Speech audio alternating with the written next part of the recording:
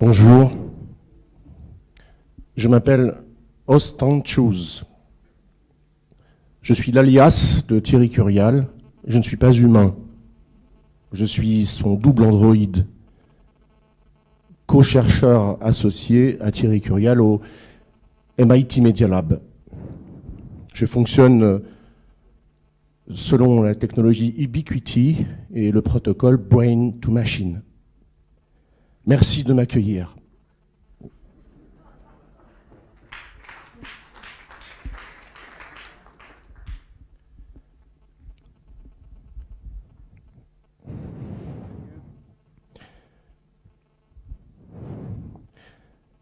Comme je suis onirologue au MIT Media Lab, aujourd'hui, ce 9 juin 2036, j'aimerais vous parler de votre cerveau,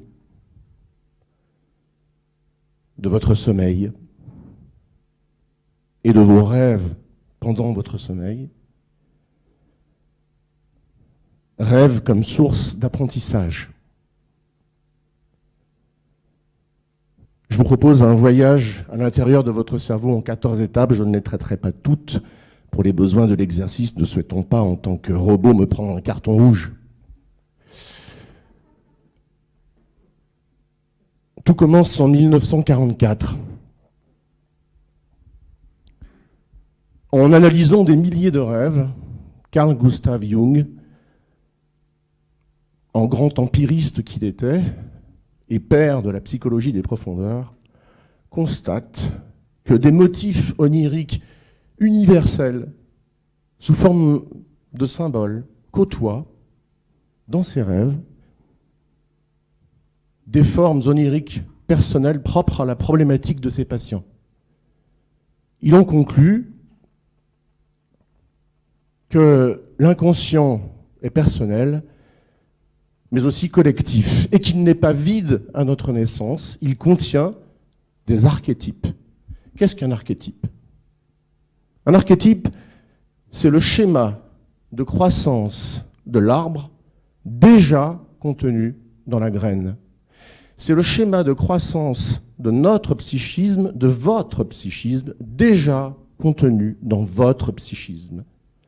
L'archétype imprègne et structure votre psychisme profond,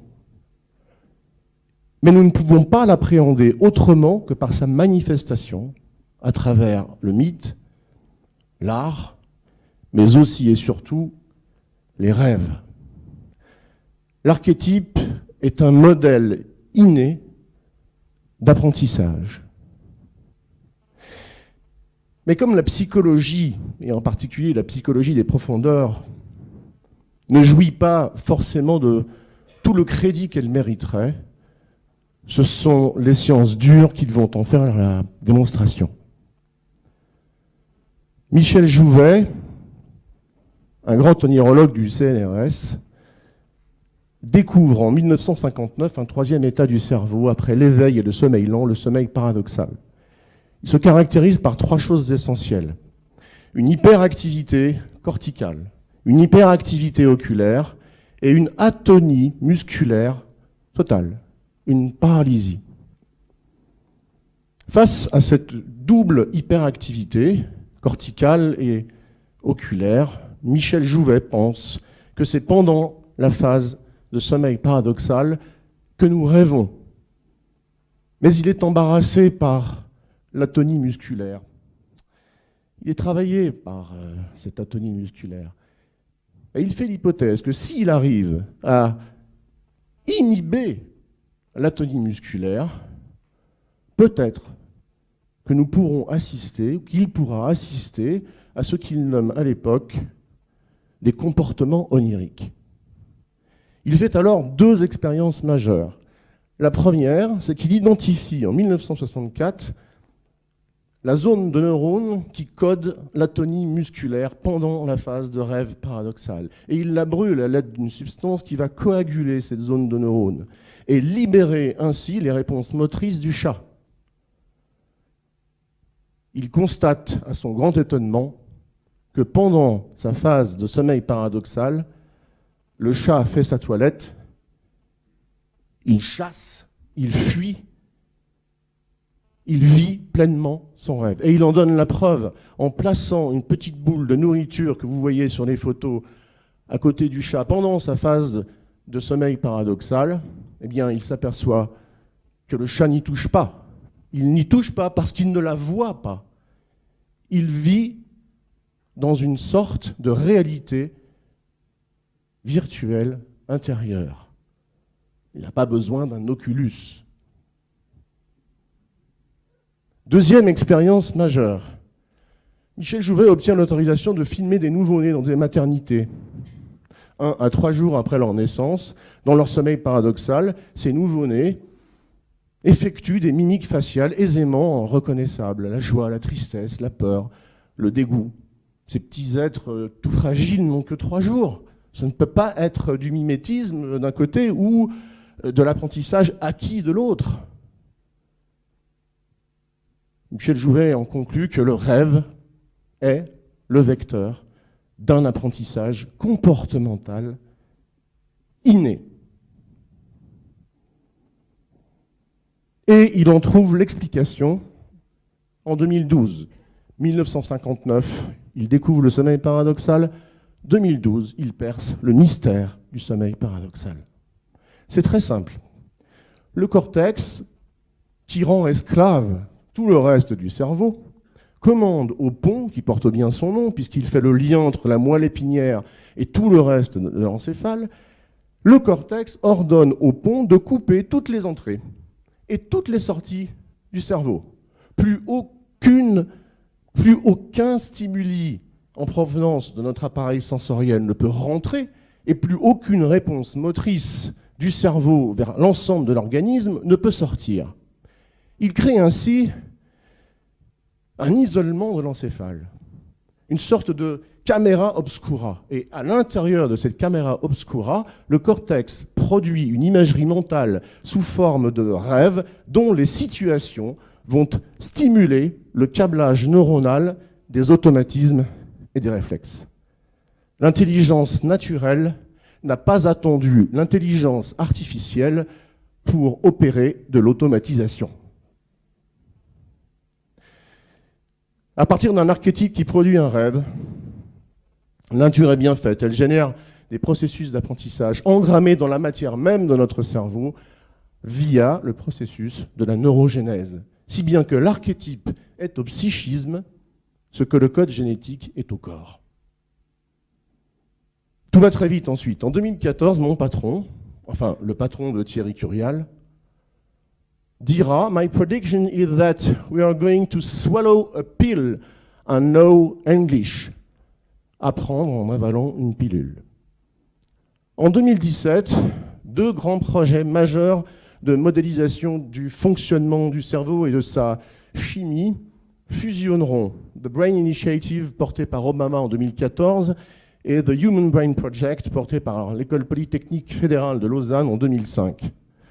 En 2019, Elon Musk crée OpenAI, un fonds qui permet de financer des recherches en intelligence naturelle, alors que pendant ce temps, les GAFA faisaient une obsession de l'intelligence artificielle. Il dira « Un individu est singulier dans la mesure où il n'est pas substituable, comme le sont les robots et l'IA. Un robot est un exemplaire reproductible. Un cerveau humain est un exemple et il est unique. Vous êtes unique. » Il financera aussi les recherches en nanobiotechnologie de l'information et de la communication et en accroissement de la puissance de calcul des ordinateurs et des supercalculateurs. Si bien qu'au MIT, Thierry Curial et moi-même, qui suis son co-chercheur, avons développé un nanobiocomposant capable d'injecter directement à l'intérieur même du cerveau, dans le cortex, des images de synthèse. Et je vous présente donc avec beaucoup d'émotion, c'est pas tout à fait vrai puisque je ne peux pas en ressentir malheureusement, Miss Négroponte, une jeune et belle femelle chimpanzé qui balbutia l'anglais en 2025.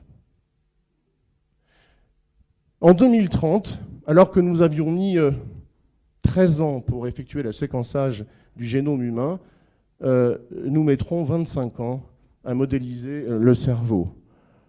C'est très impressionnant, me dit souvent Thierry Curial. 100 milliards de neurones, 1 milliard de connexions, de synapses, 94 neurotransmetteurs, 33 neuromédiateurs. C'est vous dire que le cerveau est une véritable usine chimique. Une double horloge interne de précision. La première centrée sur l'alternance du jour et de la nuit, la deuxième sur l'alternance de phases d'éveil et de sommeil.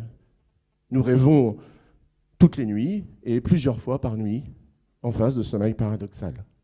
L'hypothèse de Jouvet, et bien avant lui, l'intuition extraordinaire de Carl Gustav Jung est donc confirmée. Le rêve emprunte notre psychisme, il nous fournit les moyens d'exister alors que l'ADN nous fournit seulement les moyens de vivre. On apprend en rêvant. En 2033, mon patron, Nicolas Négroponte, sera le premier homme à ingérer des nanobiocomposants connectés qui injectent dans son cerveau, pendant sa phase de sommeil paradoxal, des rêves de synthèse pour apprendre. Vous le voyez ici, en vert, ce sont des nanobiocomposants qui sont stickés sur des cellules neuronales.